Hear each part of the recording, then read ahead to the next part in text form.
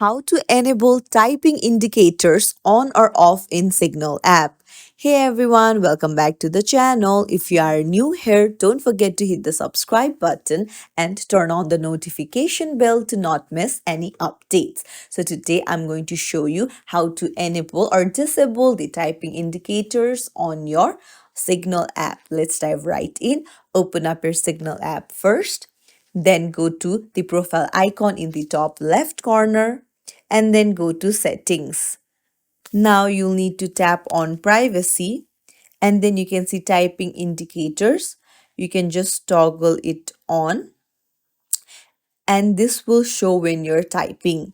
Now if you toggle it off, then this will hide your typing status. Changes will apply immediately and no restart is needed.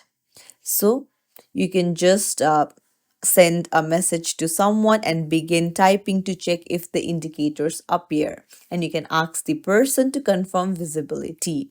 So it's as simple as that. You can turn it on and off really easily on your Signal app. If you found this tutorial helpful, don't forget to like and subscribe to our channel for more tips and tricks. Thank you for watching.